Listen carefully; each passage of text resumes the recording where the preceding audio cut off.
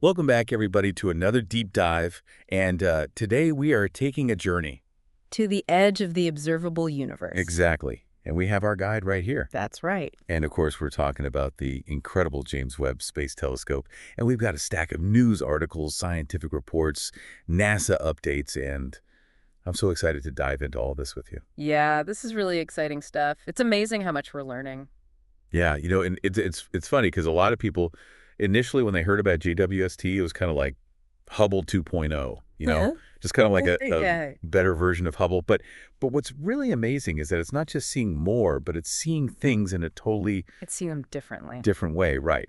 And that is thanks to its focus on infrared light. Exactly. That's the key. Infrared light. So for our listeners who might not be familiar, can you just kind of explain, like, how does infrared change the game? What can we see now that was invisible before? Well, imagine you're trying to look at a newborn star, Yeah. right? Still nestled in that cloud of gas and dust where it formed. Visible light, it just can't penetrate that. Right. But infrared wavelengths, they cut right through. Ah, so it's like having Well, cosmic they- X-ray vision. Exactly. Revealing what's hidden beneath the surface. I love that. That's a great way to put it. So we're seeing into these stellar nurseries Exactly. where stars and planets are Yeah, where they're being born. being born. Yeah, it's incredible. But it goes even further than that. We can study the atmospheres of exoplanets, Oh, wow. those worlds orbiting distant stars. Yeah, and that was something that I remember reading in one of these articles that was just blew my mind. And it said that this telescope is 1,000,000 miles away from Earth. It's way out there. Why? Why is it so far out there? Well, it's incredibly sensitive to heat. Even the faintest warmth from Earth would interfere with its observations. Oh, wow. So it needs to be in a super cold, stable environment. So it's got its own little It's out there all alone. outpost in space. Dedicated getting a clear view, huh? That's right. 1,000,000 miles away. So what have we learned so far? We've had it out there for a while. What are some of the biggest discoveries that have come out of this mission? Well, I mean, we're rewriting textbooks already. One of the most stunning findings is that JWST has slotted galaxies so ancient they existed just a few 100 million years after the Big Bang. Whoa. So we're talking At about the very dawn of the universe. the dawn of the universe. Yeah. It's like having a time machine. It really is. I mean, that is just mind-blowing to be able to see back that far. But what's even more surprising, I think, from what I was reading, is that these early galaxies, they're not what we expected. Right. They're not what we expected at all. Tell me more.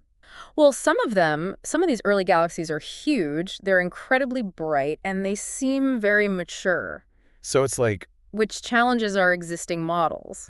they grew up too fast. Yeah, how fast galaxies can form and evolve, it's a real puzzle. Yeah, well, hopefully JWST can It's helping us solve it. help us solve it. So there was this one galaxy that really caught my eye, and it's called Jade-E's GSZ14-0. Like, what's so special about that one? This galaxy is so luminous, it suggests a massive, well-developed galaxy was already in existence just 300 million years after the Big Bang. So that's like I mean, to put that into perspective, less than 3% that's less than 3% of the universe's current age. of the universe's age. It's crazy. So, it's really forcing us to rethink our understanding of how quickly galaxies could assemble in the early universe. Yeah, it's incredible how this telescope is really pushing the boundaries of our knowledge. But it's not all about galaxies, is it? It's also helping us understand just the very fabric of the universe itself. Absolutely. I Yeah. mean, it's one of the biggest. There's this one thing that I remember from my research, which is the Hubble tension. Can you explain that a little bit? Yeah, so the Hubble tension is a major puzzle in cosmology right now. Yeah. Different methods for measuring the rate at which the universe is expanding keep giving us different results. Yeah, so it's kind of like, It's like trying to measure a room with two different rulers Yeah. that keep giving you different answers. yeah, it's like, well, which one's right? Or are they both wrong? Right. Exactly. So how does JWST help us figure this out? Well, JWST recently observed a supernova, the explosive death of a star, but it observed this supernova through a massive galaxy cluster. Okay, And that cluster acts like a giant cosmic lens. hold on. A cosmic lens. Yeah. So you mean we're seeing the same supernova multiple times? Exactly. We're seeing it multiple times because its light is being bent by this galaxy cluster. Oh, wow. So the warping of space-time, each of those images arrives at Earth at slightly different times. Okay. And these time delays, combined with our knowledge of the supernova's distance, give us a new way to calculate the universe's expansion rate. So we're using the universe. We're using the universe itself as a laboratory. Yeah, as a laboratory. Yeah. I love that. That's amazing. And what I think is so fascinating is that JWST, it's helping us refine these measurements and potentially bring us closer to resolving this tension. That's the hope. Yeah. Yeah. And I think what's so important about that is that if we can accurately determine that expansion rate, it just gives us a deeper understanding of everything. It does. Of the universe's evolution, its past, maybe even how it's going to end. Absolutely. So it's a big deal. Yeah. Okay, I am officially hooked. This is amazing. From ancient galaxies to supernovae to this crazy Hubble tension, JWST is delivering. It's delivering some amazing science. But I want to talk about some of the stuff that the universe is made of. Yeah. And there's this other recent finding I was reading about that really is kind of shaking things up. Brown dwarfs. Yeah, the brown dwarfs. Yeah, so failed stars. The failed stars. Too massive to be planets. Right. Not massive enough to ignite like a true star. Right. And JWST has spotted a group of them where? Potentially spotted a group of them in the Small Magellanic Cloud. That's so cool. Which is a dwarf galaxy. Yeah, a dwarf galaxy. That orbits our own Milky Way. Yeah. And why is this a big deal? Well, for one, it just demonstrates JWST's incredible sensitivity. Yeah. These objects are really faint, and especially at that distance. Right. But more importantly, brown dwarfs can tell us a lot about star formation.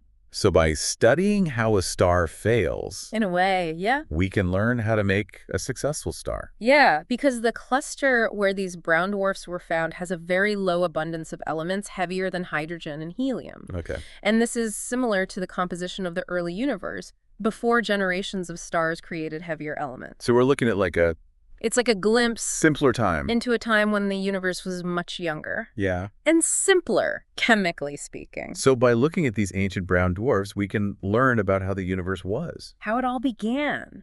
How stars first began to form. It's amazing how something that failed That failed to be a star. can still shine a light It can still teach us so much. Yeah. about these big mysteries. On some of the biggest mysteries in astrophysics. And it makes me wonder, like, what else is JWST going to reveal about our cosmic backyard, you know? What about our own solar system? Well, there's a mission making headlines right now. You're talking about the Europa Clipper. The Europa Clipper, that's right. Which just launched. Just launched a few weeks ago. Headed to Jupiter's moon. To Jupiter's moon, Europa. Europa. And Europa, of course, has that hidden ocean that might harbor life. Am I right? That's what we're hoping to find out. That's so exciting. It is. It's a long journey, though. About 5.5 years 5.5 years. to reach Jupiter. That's a cosmic road trip. So what's it going to be doing when it gets there? So it's not actually landing on Europa directly. Okay. It's going to be making repeated close flybys, getting closer than we ever have before. So it's like a cosmic detective gathering clues. Gathering clues about this mysterious moon. And what kind of clues are we talking about? It's got powerful radar to peer beneath the icy surface. It's got cameras to map the moon in exquisite detail. Oh. And instruments to analyze the composition of Europa's thin atmosphere. What are we hoping to find? Well, the big question is, of course, whether Europa's ocean could support life. Yeah, that's the big one. The spacecraft's going to be looking for evidence of chemical compounds that are essential for life as we know it. Right. It's going to be studying the structure of that icy shell, looking for potential hotspots or vents. So it's possible that we could find evidence of life beyond Earth. That's the hope. Right here in our solar system. It's incredible to think about. That is just amazing. And it makes you realize, like, the universe is full of wonders. It really is. Both near and far. But speaking of wonders, there was one more piece of news in my research that really caught my eye. What's that? It involves those astronauts that recently returned from the International Space Station. They had a 235-day stay. 235 days. That's almost 8 months. Up in space. Yeah. And upon their return, they were immediately taken to a hospital in Florida. To a hospital? What happened? That's the thing. NASA was initially pretty tight-lipped about the reason, citing medical privacy. Okay. But the astronauts have offered a few hints since then. What did they say? Well, they've mentioned that spaceflight is still not fully understood, and sometimes unexpected things happen. Oh. So they experience something unusual, Yeah. but we're not quite sure what it was. Yeah. It's intriguing, but also a little unnerving. Yeah. It's a reminder that space exploration, as rewarding as it is, still carries inherent risks. Yeah, it really does. And as we push further into the unknown, we're bound to encounter new challenges. Absolutely. And it makes you appreciate the courage and dedication of those astronauts. It really does. Who knows? Maybe someday we'll learn more about what they experienced and what it means for the future of human spaceflight. That would be fascinating to learn more. Yeah, it would be. But in the meantime, it seems like there's plenty of other things to keep us on the edge of our seats. There certainly are. Remember those technical issues that Boeing was having with their Starliner capsule? Oh, right. Right, the one meant to ferry astronauts to and from the space station. Yeah. What happened with that? Well, those issues have caused some logistical headaches, impacting crew rotations for the International Space Station. Originally, the plan was for the Starliner astronauts to just spend a week aboard the space station, but they've been stuck in orbit much longer. Really? How long? 5 months now, and they're not expected back until February at the earliest. Wow. Yeah, so talk about an unexpected, extended stay. But it really just highlights the complexities and challenges of human spaceflight. Absolutely. And it makes you appreciate the engineers and scientists that make these missions possible. Yeah, for sure. But speaking of making things possible, there's another aspect of the JWST story that I think is important to touch on, and that is its impact on the future of space telescopes. Have you heard about this thing called the Habitable Worlds Observatory? Oh, yes, the successor to JWST. Yeah, Hey. the success. It's meant to search for signs of life on planets around other stars. I mean, it's almost too exciting to think about. It's incredible. It is, and it's still in the planning stages, but I know that it's drawing heavily on the lessons learned from JWST, in terms of stability, sensitivity. Like if JWST is already blowing our minds, imagine what this thing could reveal. It's going to be amazing. It's hard to even imagine. It is. It really is. And it's incredible to think that JWST isn't just making these amazing discoveries, It's paving the way. but it's paving the way for future telescopes Absolutely. that are just going to push the boundaries even further. I think it's time to shift our focus a little bit from the distant universe and come a little closer to home. And by home, I mean The moon. the moon, exactly. Yeah. So NASA's Artemis program, that's the one that's aiming to establish a sustainable human presence on the lunar surface. That's right. Yeah. Ambitious plans. So what's the latest with that? What's going on? Well, there's been some exciting developments recently regarding potential landing sites. NASA has narrowed down the list of potential landing regions for the Artemis III mission, Artemis the third. which is going to be the first crewed lunar landing since the Apollo era. I mean, that's going to be historic. It really is going to be historic. Can you imagine being there? Oh my gosh. To think that we will have humans walking on the moon again I know. after all these years. Amazing. So where are they planning to land? So they've identified 9 candidate regions near the lunar South Pole. South Pole. Why their South Pole? Well, for several reasons. It's believed to contain vast reserves of water ice in permanently shadowed craters. And that's important because Well, that water ice could be a game changer for future lunar inhabitants. we're talking about drinking water, oxygen for breathing. Yeah, even fuel for rockets. Wow. But the South Pole also holds incredible scientific potential. Those permanently shadowed craters have been shielded from sunlight for billions of years, Oh, preserving ancient materials. It's like a cosmic time capsule. Yeah. So we've got valuable resources, we've got these scientific mysteries to unravel, and we've got this diverse terrain to explore. It sounds like the South Pole is the place to be. It does, doesn't it? When are we going? When can we expect boots back on the moon? Well, Artemis III is currently slated for no earlier than September 2026. Okay, not that far away. Yeah. But that's just the beginning, right? That's just the beginning. NASA has these ambitious plans to establish a sustained presence on the moon with a lunar base camp and regular missions to different regions. It's amazing to think about. It is. And it makes you wonder, what kind of impact will this renewed focus on the moon have on the future of space exploration? What new technologies, what kind of scientific breakthroughs are we going to see? Well, those are excellent questions. Yeah, and I think they're important questions to consider. They are. And as we delve deeper into the Artemis program... Wait a second. What? I hate to interrupt, but we're actually just about out of time for part 1 of this deep dive. Oh my, how time flies when you're exploring the universe. But don't worry, folks. Don't worry. We'll be back soon with part 2, where we'll pick up right where we left off. That's right. Yeah. There's so much more to uncover and discuss. So until next time, keep looking up And let your curiosity guide you. Keep looking up. Mm-hmm. So, as we were discussing the Artemis program, it's a bold step toward establishing a sustainable presence on the moon. It is. But a project of this magnitude, it really brings up some interesting questions, especially about how it's all going to be funded. Yeah, that's a good point because space exploration doesn't come cheap. No, it doesn't. And there's always a debate about whether it's worth the investment, Right? especially when we have so many pressing issues here on Earth. Absolutely. It's a valid concern. Yeah, so what kind of insights did we get from our research on this? Well, there was a recent report from the U.S. Government Accountability Office, the GAO. They actually dug into the costs associated with NASA's Exploration Ground Systems program, which is the program responsible for launching the Artemis missions. Okay, so what did they find? Well, one of the key factors they found is the development of this new launch platform called Mobile Launcher 2, Okay. which is designed specifically for Artemis IV and future missions. What makes Mobile Launcher 2 so special? Well, it's all about handling the massive Space Launch System rocket Okay. and the Orion spacecraft. These are like the workhorses of the Artemis program. They're designed to transport the astronauts and cargo to the moon. Okay. But Mobile Launcher 2, it's a complex piece of engineering, and its construction is actually influencing the overall timeline for Artemis IV. So it's a crucial piece, It's crucial. but it's also causing some delays. Yeah, you could say that Okay. the GAO report, they emphasize that NASA really needs to carefully manage the schedule and the costs associated with Mobile Launcher 2. Right. It's a real balancing act, ensuring this component is ready while keeping an eye on all the other systems that need to be tested and integrated before Artemis IV can actually launch.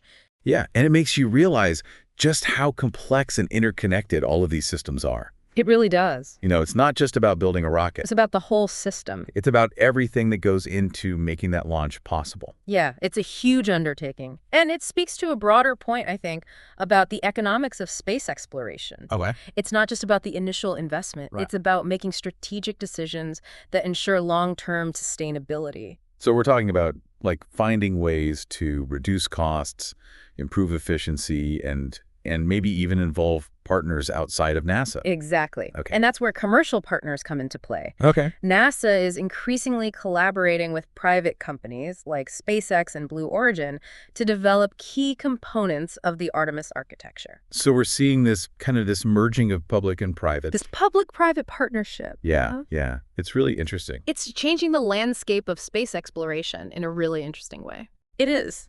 Because these commercial companies, they often bring a different perspective to the table. Right. And they're able to develop and operate spacecraft more efficiently than government agencies in some cases. And it seems like a win-win for everyone involved, right? Mhm. NASA gets access to cutting-edge technology, potentially reduces costs, and the private companies, they get to be part of this historic endeavor. That's the idea. Yeah, that's really cool. Yeah.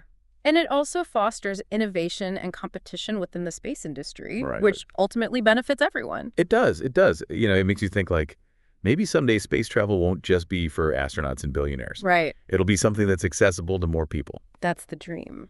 It is. It is. But let's shift our focus back to the moon for a moment. Right. We talk about the challenges of actually establishing this sustainable presence there. Mhm. What are some of the hurdles that NASA will need to overcome? Well, one of the biggest is protecting the astronauts from the harsh lunar environment.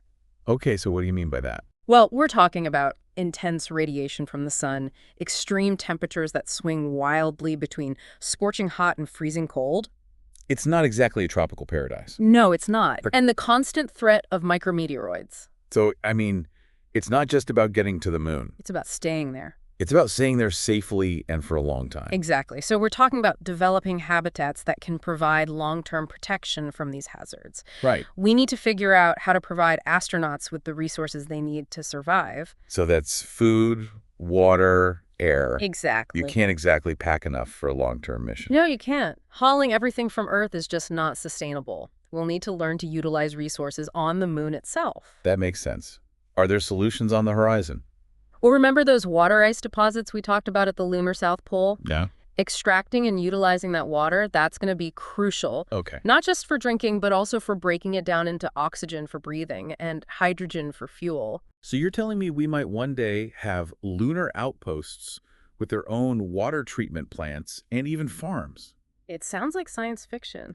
It does. But these are the kinds of technologies that are going to be essential for a sustained lunar presence. Wow. Yeah, and the lessons we learn on the moon, they could pave the way for even more ambitious missions. Like sending humans to Mars. Exactly. Mars is often seen as like the ultimate goal for human space exploration, Right.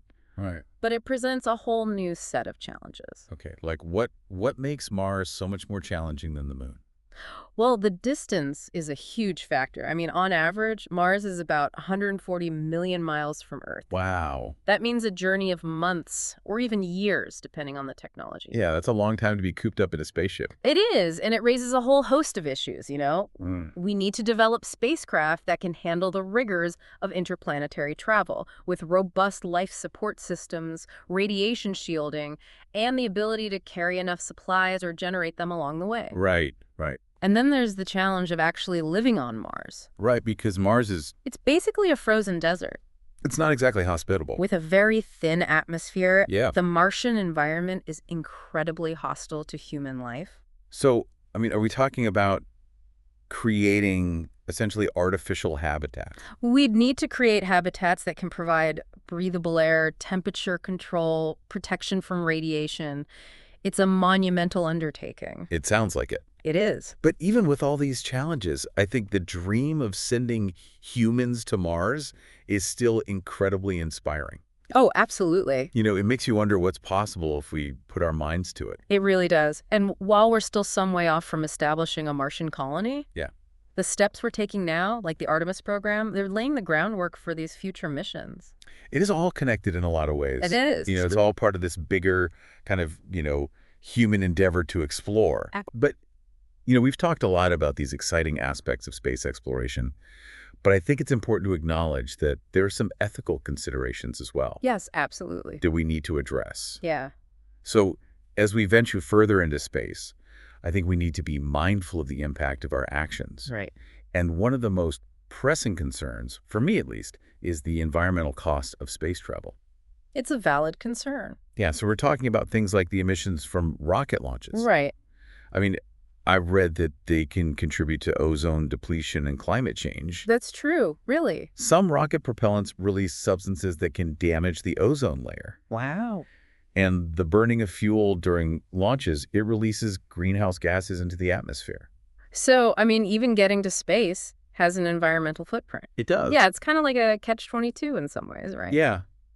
And as the space industry continues to grow, Right. it's essential that we prioritize sustainability Yeah. and develop more environmentally friendly propulsion technologies. Mm-hmm. I think that's a really good point. I mean, we need to make sure that our quest to explore the cosmos doesn't come at the expense of our own planet. Absolutely. We can't forget about Earth in our pursuit of the stars. Yeah, that's a great way to put it.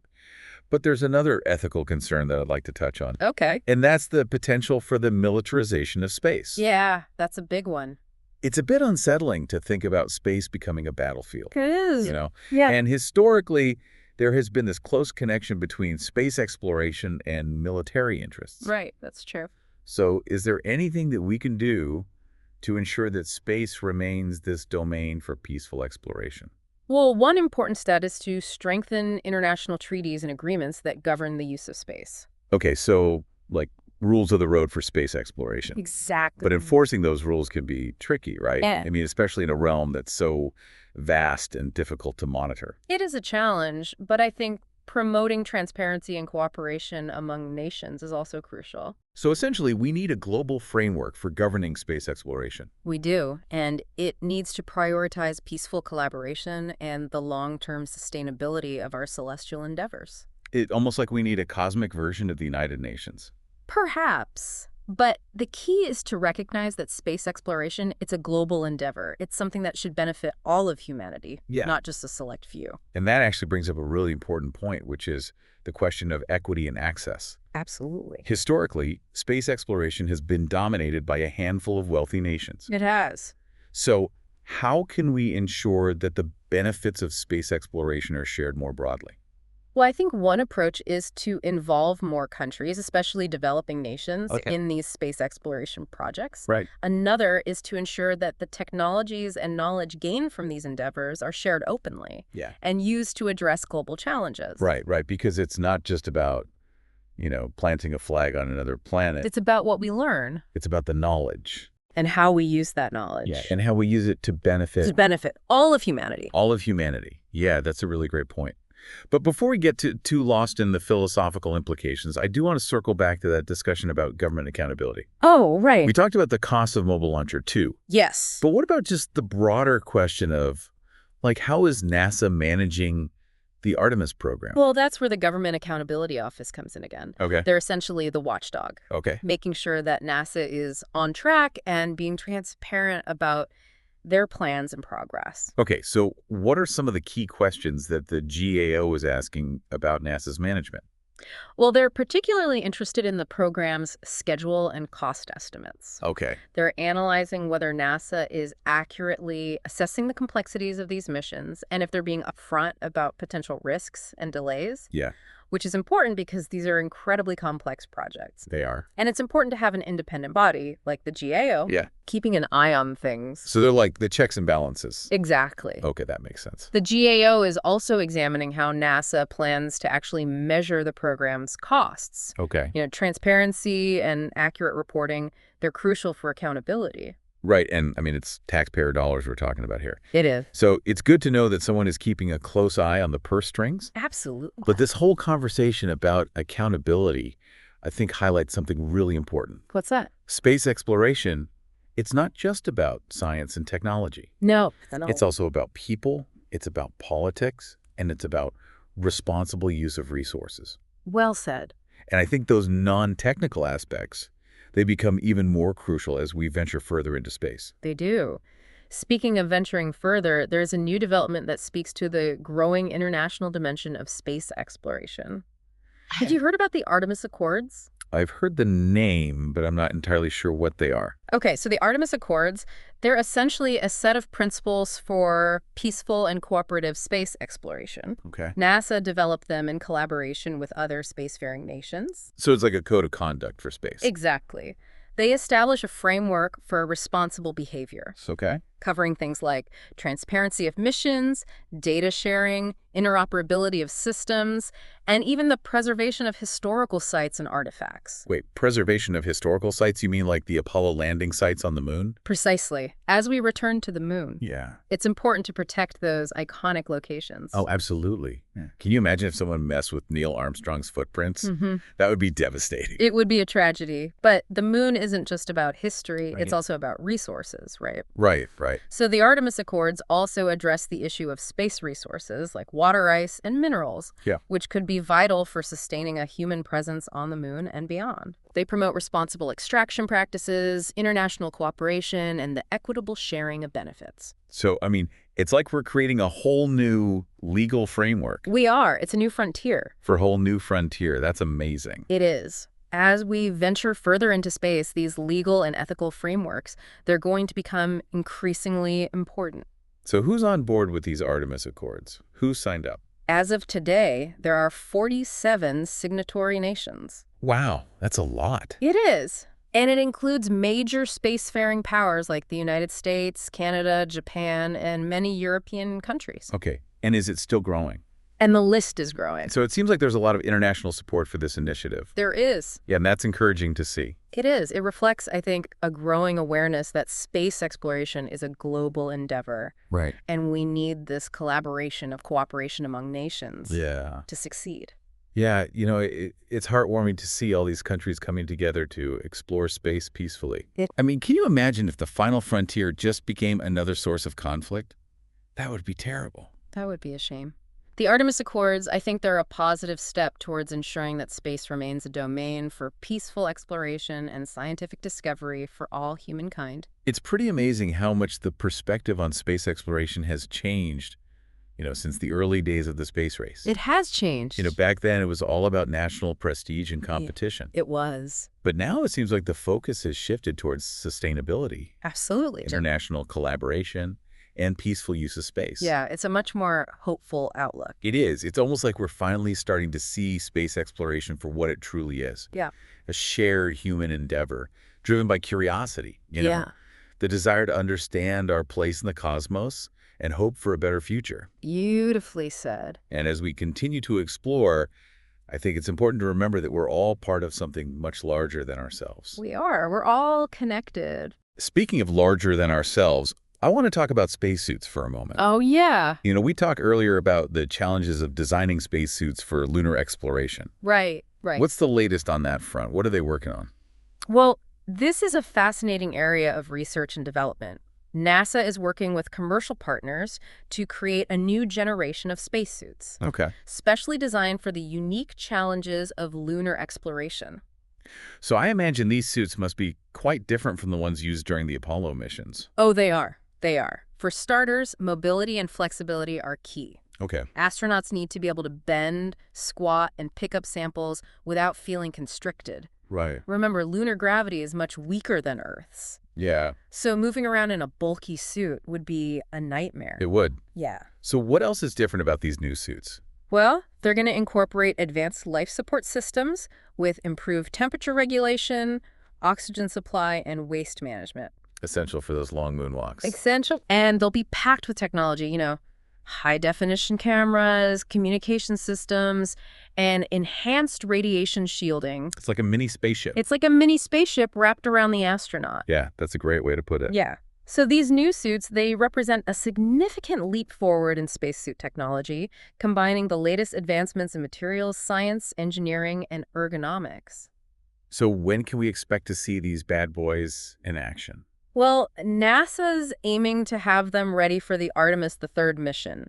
Yeah. When the first astronauts step foot on the moon once again, it's going to be quite a sight. It will be. It'll be historic. It will. And it's not just NASA that's in the spacesuit game. Oh, really? Who else? Commercial companies like SpaceX and Boeing, Oh, okay. they're also developing their own designs. Right, because they'll need them for their own missions. They'll need suits for their own crewed missions to the International Space Station and beyond. So it sounds like the future of space exploration, it's going to be as much about fashion as it is about rocket science. You could say that. Perhaps we'll see spacesuits strutting down the runway one day. I would watch that show. Yeah. But in all seriousness, these advancements in spacesuit technology are crucial for enabling humans to explore and work safely in the challenging environments of space. Yeah, absolutely. The right spacesuit can mean the difference between a successful mission and a disaster. It can. But with all this talk about the practicalities of space exploration, I think it's important to remember the fundamental reason why we do it in the first place. Why is that? At its heart, space exploration is about the pursuit of knowledge. Yes. The drive to understand the universe. To understand our place in it. And one of the biggest questions that we're trying to answer is, how did it all begin? Oh, Big Bang. Yeah, the Big Bang, exactly. And we talked about how JWST is peering back in time, observing those first galaxies that formed after the Big Bang. Yeah. But can it tell us anything about those even earlier moments? Like the very first instance after the Big Bang itself? Well, JWST isn't really designed to observe those very first moments. Okay. It's primarily an infrared telescope, and the light from the very early universe has been stretched so much by the expansion of space Right. that it's now in the microwave range. So we need a different kind of telescope to observe that. We do, but while JWST can't observe the cosmic microwave background directly, Yeah. its observations of those early galaxies are giving us valuable clues about the conditions that existed shortly after the Big Bang. So, it's kind of like these early galaxies, they're like a cosmic fossil record. Exactly. They're preserving information about the universe's infancy. That's amazing. It is. And by studying their composition, their structure, their evolution, we can kind of piece together a more complete picture of how the universe transitioned from this hot, dense soup of particles Right. to the vast and complex cosmos we see today. It's like reading the universe's baby book. I love that. Yeah. But it's not just about looking back in time, is it? No, it's not. Studying these early galaxies can also help us understand the fundamental laws of physics that govern the universe. Absolutely. The early universe, it was like a giant cosmic laboratory Wow. where the fundamental forces of nature were still shaping the fabric of reality. So by observing how galaxies formed and evolved during those early epochs, Yeah. we can gain insights into the nature of gravity, dark matter, dark energy. The origins of the elements themselves. That is mind-blowing. It's Yeah. like we're not just studying galaxies. We're studying the fundamental. We're studying the fundamental building blocks of the universe. That's right. But with all this talk of grand cosmic mysteries, Yes. I think it's time we take a break. A break. Yeah. and come back for part 3 of our deep dive. Sounds like a plan. We've covered a lot of ground, We have. but there's still much more to explore. We'll see you soon for part 3. Welcome back to our deep dive into the world of space exploration, and we've talked about some incredible discoveries, ambitious missions, and we've even touched on some of the ethical considerations of venturing beyond Earth. Yeah. But I think there's one topic that always captures the imagination. The search for extraterrestrial intelligence. Exactly. Plus. SETI. Are we alone in the universe? It's the big question. The big question. The one that's haunted humanity for centuries. And while we haven't found any definitive proof of alien civilizations, yet the search itself is pushing the boundaries of science and technology Absolutely. in really fascinating ways. Yeah. So let's talk about the search. Okay. How are scientists actually looking for signs of extraterrestrial intelligence? Well, one approach is to listen for radio signals coming from other star systems. Okay. Projects like the SETI Institute's Allen Telescope Array, they're constantly scanning the skies, hoping to pick up an artificial signal that stands out from the cosmic background noise. So we're essentially eavesdropping on the universe, In a way. Yeah. hoping to catch a whisper of alien conversation. Exactly. It's a long shot. But the potential payoff is so enormous that it's worth the effort. I agree, but what about being a little bit more proactive? What if there are other civilizations out there who are also listening, Right.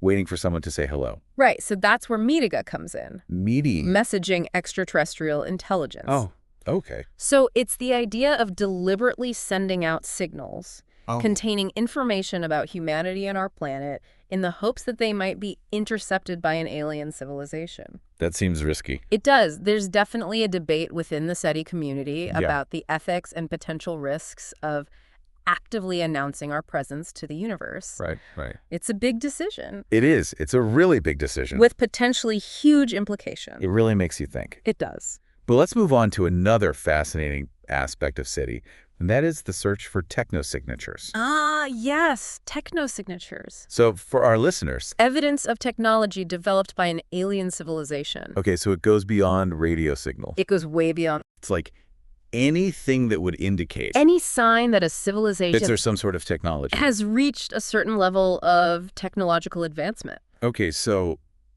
what kind of technosignatures are scientists looking for? Well, one example is the search for Dyson spheres. Dyson spheres. Those are those hypothetical megastructures Hypothetical, yes. built around... But built around stars to capture their energy. That sounds like science fiction. It does. It really does. But the concept is based on some solid physics. Okay. A civilization that reaches a certain level of technological sophistication, they might need to harness the energy of its star on a massive scale. So how would we detect a Dyson sphere? I mean, it's a hypothetical structure. It is. But it would radiate a lot of heat Okay. in the infrared spectrum Right. as that captured starlight is converted into energy. So telescopes like JWST, Okay. they could potentially detect these unusual infrared signatures. So we're looking for these giant star-sized power plants. In a way, yeah. That is so cool. It is cool. But there are other technosignatures too. Oh, yeah, there are other things we could look for. Signs of industrial pollution Oh, interesting. in the atmospheres of exoplanets, Right. indicating a civilization that's altering its environment. They're polluting. Yeah. Oh. Or even massive engineering projects like artificial structures orbiting other stars. It's mind-boggling to think about what we might find out there. It is. But it also raises the question, what would it actually be like to encounter an alien civilization? That's the ultimate question. It is. And one that has fueled countless science fiction stories, Right. philosophical debates. Yeah. We can only speculate, but I think it's safe to say that such an encounter would be profoundly transformative for humanity. Absolutely. It would. I mean, it would challenge everything we know about our place in the universe. Everything, yeah. Our understanding of technology, even our definition of intelligence. Right. It could be humbling, even unsettling, but it could also be this incredible opportunity to learn and grow, to see the universe from a completely different perspective. Well, I certainly hope that if we do encounter an alien civilization, it's a positive and enriching experience. Me too. But let's shift gears for a moment and talk about another aspect of space exploration that's often linked to the search for extraterrestrial life, and that is space colonization. Ah, yes. The dream of establishing permanent human settlements beyond Earth. Right. On the moon, on Mars, even more distant worlds. Yeah, and with companies like SpaceX actively working towards colonizing Mars, Right. it seems like this dream might be closer to reality than ever before. It does. But let's be realistic for a moment. Okay. What are some of the challenges of actually creating a self-sustaining human colony in space? Well, I mean, as we discussed earlier, the environments of other celestial bodies, they're incredibly harsh. Right. Radiation, extreme temperatures, lack of atmosphere. It's not going to be easy. No. So we're talking about more than just building houses on Mars. Way more. We need to create entire ecosystems. Yeah. With life support systems, food production, and ways to protect people from the dangers of space. And I think we also need to consider the psychological and social aspects Absolutely. of living in these confined, isolated environments Potentially for generations. for generations. Yeah. It's a huge challenge. It's not just about survival. It's about creating a thriving society. Yeah. And I think it raises all sorts of fascinating questions It does. about governance, resource allocation, and even the potential for conflict, Yeah. between Earth and its off-world colonies. Yeah. We also need to consider the ethical implications. Yeah, the ethical implications are huge. Of colonizing other planets. What impact will our presence have on those environments? Do we have the right to alter other worlds? Exactly. And, we talked earlier about planetary protection. Right. Preventing contamination of other celestial bodies with Earth-based life. Yeah, yeah. We need to be mindful of the potential impact on any native life forms that might exist. And we need to preserve the scientific integrity of those environments for future study. It's a lot of responsibility. It is. And it's almost like we're entering this new era of exploration where the stakes are even higher. They are. And as we conclude our deep dive into space exploration, Yeah. I think it's important to acknowledge that we've only just begun to explore this vast and mysterious realm. It's true. We've covered a lot of ground, from the latest discoveries of the James Webb Space Telescope to the ethical challenges of space colonization, but there's still so much more to learn, so much more to discover. Absolutely. And I really hope that this conversation has inspired you, our listeners, to continue exploring, to keep asking questions, and to never lose your sense of wonder. Well said. And to our listeners, thank you for joining us on this incredible journey. Yes, thank you so much for listening. We hope you've enjoyed the ride. Until next time, keep looking up.